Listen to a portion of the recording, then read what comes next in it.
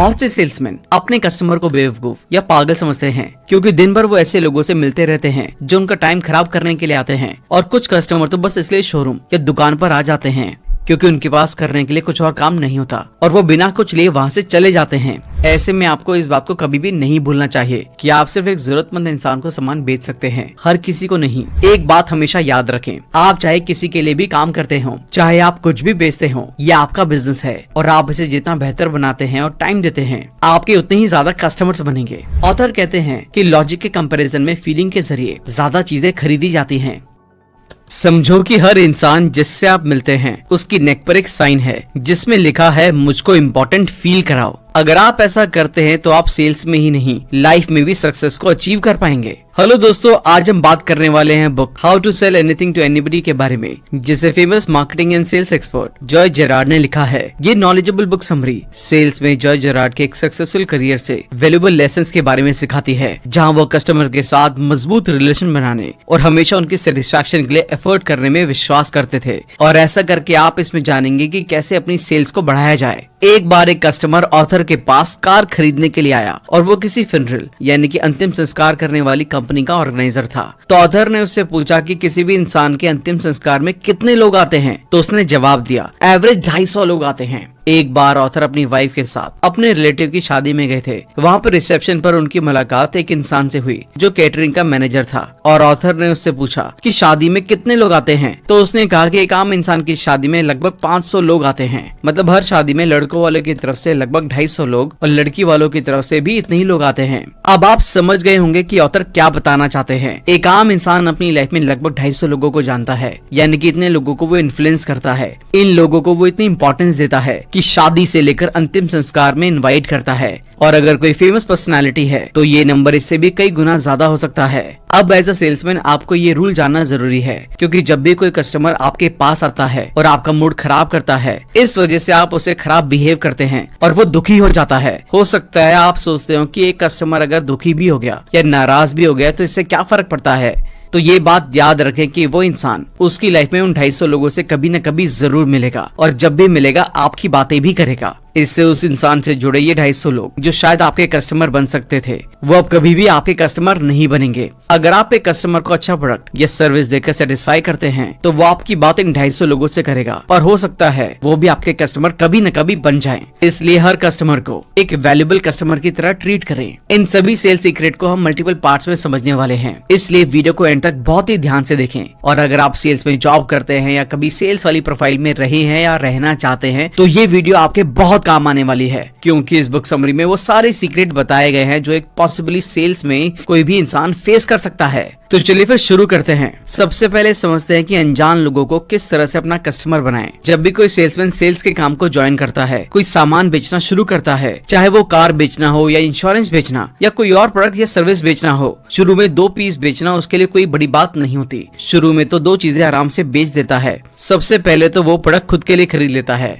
और 2-3 प्रोडक्ट अपने रिलेटिव या दोस्तों को बेच देता है। असल में सही सेल्समैन की पहचान तब होती है जब वो 3 प्रोडक्ट से ज्यादा बेच देता है। 3 प्रोडक्ट बेचने के बाद वो प्रोडक्ट बेच पा रहा है या नहीं, इसके ऊपर ही सही सेल्समैन की पहचान होती है। जो लोग आपको हेल्प करने के लिए आपसे सामान खरीदते हैं, जब वो लोग खत्म हो जाते हैं, उनकी लिस्ट खत्म हो जाती है, तो उसके बाद आप क्या करते हैं? फिर आपको अनजान लोगों के पास जाना होता है। इस टाइम एक अनजान इंसान को आप अपना कस्टमर कैसे बनाते हैं, ये एक बहुत इंपॉर्टेंट सवाल है और इसी सवाल के जवाब की तरफ हम आगे बढ़ेंगे। दोस्तों, अगर आपको लगता है कि आपके जान पहचान के लोग खत्म हो गए हैं, तो सबसे पहली चीज तो उन प्रोस्पेक्ट की लिस्ट बनाएं जिन्हें प्रोडक्ट बेच सकते हैं। इसमें वो लोग हो सकते हैं जिनसे आप मिलते रहते हैं, जैसे वो लोग जिन्हें आप बिल की पेमेंट करते हैं, जैसे ग्रोसरी वाला, जिस इंसान से आप पेट्रोल भरवाते हैं, या फिर वो इंसान जिससे आप कपड़े खरीदते हैं। यानी कि ऐसे लोगों की एक लिस्ट बनाएं जो आपको कुछ न कुछ बेचते हैं, तो इनसे कांटेक्ट करके अपना सामान ऑफर कर सकते हैं। इसके बाद अगला सवाल है फोन पर कैसे बेचें। बहुत बार कोई सेल्समैन कोई कंपनी ज्वाइन करता है तो उनको ऐसे प्रोस्पेक्ट की लिस्ट थमा दी जाती है जिसमें से लगभग किसी भी इंसान को आप जानते तक नहीं हैं। इस वजह से रियलिटी में उस लिस्ट में से 99% लोग आपसे बात करने में इंटरेस्ट नहीं लेते। ऐसे में सबसे पहली बात यह है कि आप जो बेचने वाले हैं वो पहले तो आपसे बात नहीं करना चाहते, उसका आपसे बात करने का मूड नहीं होता और झटके से वो फोन रख देते हैं। सबसे पहली बात है फोन पर कोई अनजान इंसान आपका प्रोडक्ट खरीदने के लिए आपसे बात करे, उसके लिए एक चीज की जरूरत होती है और वो है रेफरेंस। बिना रेफरेंस के कोई भी इंसान बात करने में इंटरेस्ट नहीं लेता।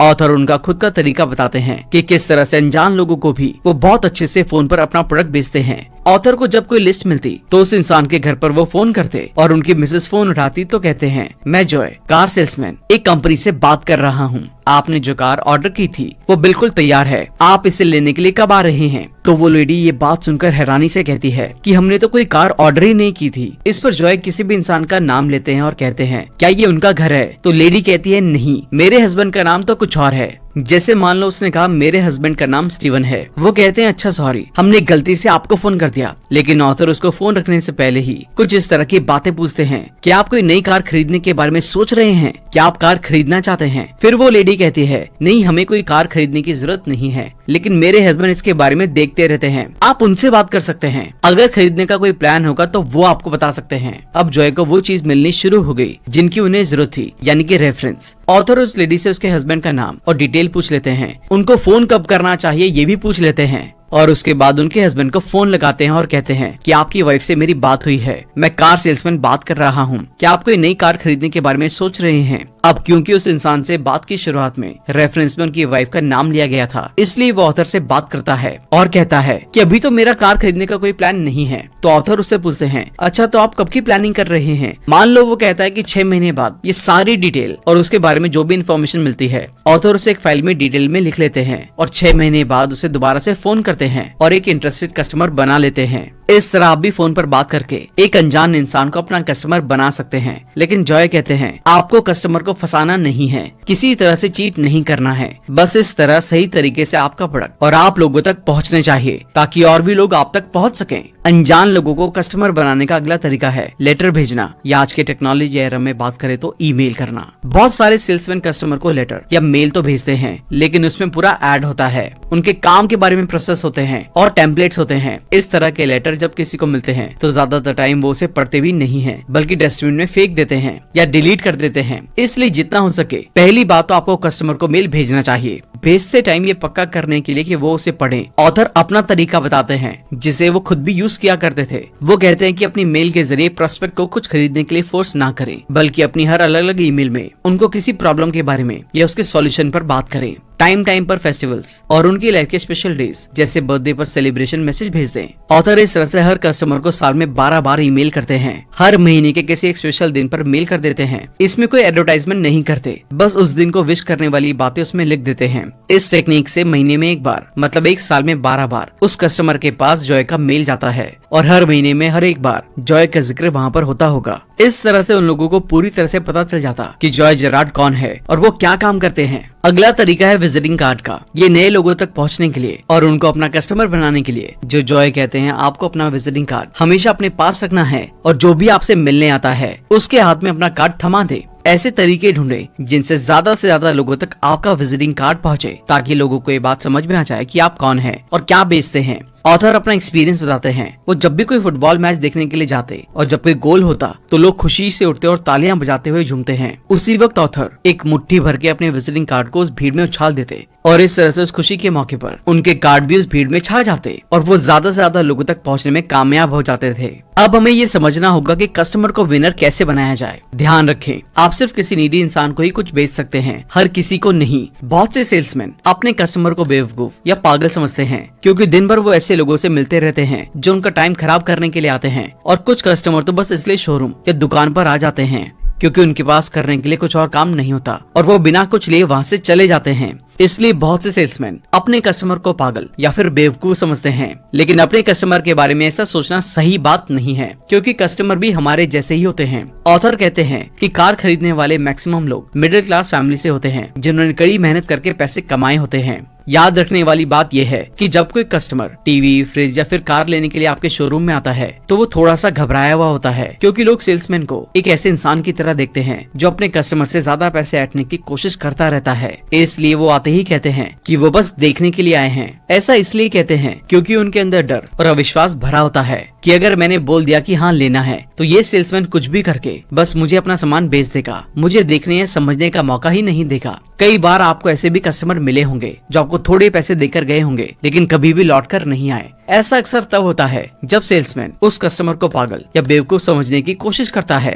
इसलिए कस्टमर को लगता है कि ये सेल्समैन मुझे बस बेचने की कोशिश कर रहा है, मेरी प्रॉब्लम और जरूरत को समझ ही नहीं रहा है, इसलिए कुछ पैसे देकर इसे पीछे छुड़ाना बेहतर है। और इस तरह वो सेल्समैन अपने पोटेंशियल कस्टमर को खो देता है। ऐसे में आपको इस बात को कभी भी नहीं भूलना चाहिए कि आप सिर्फ एक जरूरतमंद इंसान को सामान बेच सकते हैं, हर किसी को नहीं। ऑथर कहते हैं कि आप अपनी वर्किंग लाइफ में हर दिन जो करते हैं वो एक तरह की लड़ाई होती है, क्योंकि हमारे पोटेंशियल कस्टमर्स हमें अपना दुश्मन समझते हुए हमारी शॉप या शोरूम में आते हैं। वो सोचते हैं कि सेल्समैन उनसे पैसे ऐंठना चाहते हैं और दूसरी तरफ सेल्समैन सोचते हैं कि वो कस्टमर उनका टाइम वेस्ट करने के लिए आए हैं। इस तरह से दोनों एक दूसरे को अपना दुश्मन समझते हैं। अगर इस सिचुएशन को ठीक किए बिना यहीं पर छोड़ दिया जाए तो दोनों हमेशा एक दूसरे को अपना दुश्मन समझेंगे, एक दूसरे से झूठ बोलेंगे और एक दूसरे को घुमाने की कोशिश करेंगे। इस तरह से सामान बेचने से आप दोनों इस लड़ाई में हार जाएंगे। इसलिए ऐसा करने के बजाय आपको एक सेल्समैन के तौर पर ये समझने की कोशिश करनी चाहिए कि आपके कस्टमर के दिमाग में क्या चल रहा है, वो किस वजह से परेशान है। उसके साथ बातचीत करके उसकी परेशानी के बारे में पता लगा के न सिर्फ आप इस लड़ाई को जीत सकते हैं बल्कि अपने और कस्टमर के बीच में एक अच्छा रिलेशन भी बना सकते हैं। अगर आप इस सही तरीके से अपना सामान बेचते हैं तो दोनों को फायदा होगा, क्योंकि कस्टमर को प्रोडक्ट मिल जाता है जिसके लिए वो आया था और आपको वो कमीशन मिल जाता है जो आप चाहते हैं।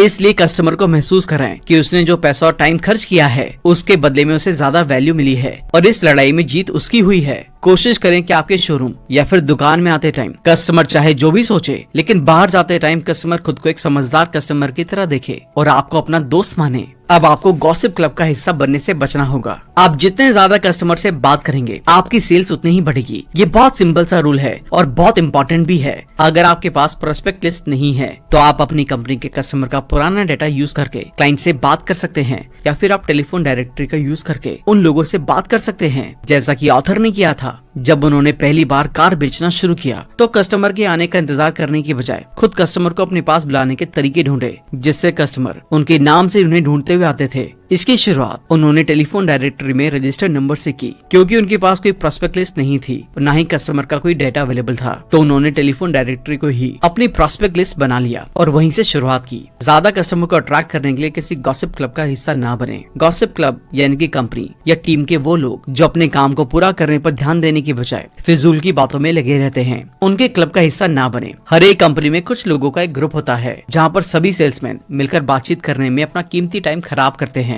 लेकिन आपको ऐसा नहीं करना है क्योंकि आपको ज्यादा सेल्स करनी है। एक बात हमेशा याद रखें, आप चाहे किसी के लिए भी काम करते हो, चाहे आप कुछ भी बेचते हो, ये आपका बिजनेस है और आप इसे जितना बेहतर बनाते हैं और टाइम देते हैं आपके उतने ही ज्यादा कस्टमर्स बनेंगे। लेकिन जितना ज्यादा टाइम आप गॉसिप करने में गुजारते हैं उतने टाइम की कीमत आपको पैसों में चुकानी पड़ती है। सच्चाई ये है कि आप दोस्तों के साथ टाइम गुजार कर या फिर हंसी मजाक करके पैसे नहीं बना सकते। इसलिए आज ही गॉसिप क्लब से धीरे धीरे बाहर निकलने का डिसीजन ले और नए कस्टमर को ढूंढने के लिए कॉलिंग करना, डायरेक्ट मेल भेजना अभी से शुरू कर दे। कोई भी तरीका तब काम करता है जब उसे बार बार किया जाए। हो सकता है कि ऐसा करने से आपको शुरुआत में कोई रिजल्ट नहीं मिले, लेकिन ऐसा करने से क्लाइंट मिलने की पॉसिबिलिटी पहले से कहीं ज्यादा बढ़ जाएगी। अब आपको ये समझना होगा कि खुशबू को कैसे बेचना है। मुझे आज तक वो फीलिंग याद है जब मैंने पहली बार मर्सिडीज चलाई थी। जब पहली बार मैंने मर्सिडीज कार चलाई तो वो मेरी कार नहीं थी, बल्कि मैं तो अपने दोस्त के साथ उसकी कार देखने के लिए शोरूम गया था। तो बस ऐसे ही मुझे मर्सिडीज कार बहुत पसंद थी। हालांकि उस टाइम मेरे पास इसे लेने का बजट नहीं था, लेकिन मेरे मन में था यार एक दिन मुझे कार लेनी है।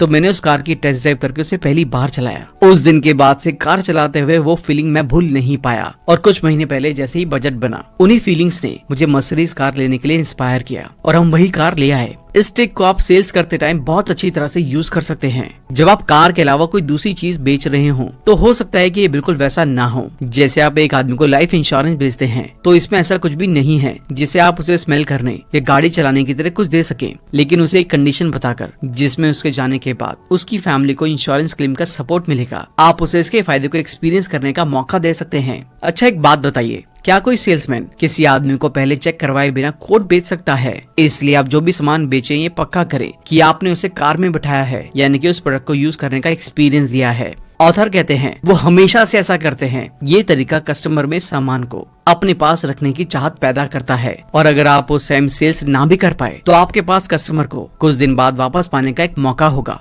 क्योंकि जब उसे फिर से अपनी उस टेस्ट की फीलिंग का एक्सपीरियंस होगा तो वो खरीदने आएगा और आपकी सेल्स हो जाएगी। जॉय जरार्ड जब कार सेल्समैन का काम करते थे तब किसी आदमी को नई कार में बिठाते तो उसे कुछ नहीं कहते, बस उसे इसे चलाने देते। आप कुछ सेल्स स्पेशलिस्ट से सुनेंगे कि ये टाइम कस्टमर को अपने प्रोडक्ट की सभी क्वालिटीज को बताकर बेचने का है, लेकिन जॉय इस पर विश्वास नहीं करते। उन्होंने पाया कि वो जितनी कम बात करते हैं कस्टमर उतना ही ज्यादा कार को स्मेल और महसूस करता है और उसके बारे में खुद से बात करना शुरू कर देता है। और ऑथर या हर सेल्समैन चाहता है कि कस्टमर उसके प्रोडक्ट को स्मेल करे, फील करे और उसके बारे में बात करे, क्योंकि सेल्समैन जानना चाहता है कि कस्टमर को क्या पसंद है और उसकी लाइफ की प्रॉब्लम क्या है। ऑथर चाहते हैं कि वो उन्हें ये बताकर कि वो कहाँ काम करता है और अपनी फैमिली के साथ कहाँ रहता है, उससे एक बॉन्ड बनाने और बात को आगे बढ़ाने में उनकी हेल्प करे। कई बार जब आपके कस्टमर टेस्ट ड्राइव के दौरान सीट पर बैठे होते हैं तो कस्टमर आपको वो सब कुछ बताएगा जो आपको उसे बेचने के लिए चाहिए, और ये बहुत जरूरी है, इसलिए उसे फ्री होकर गाड़ी चलाने दें। जब आप किसी शोरूम में जाते हैं तो वहाँ हर तरह के मोबाइल, टीवी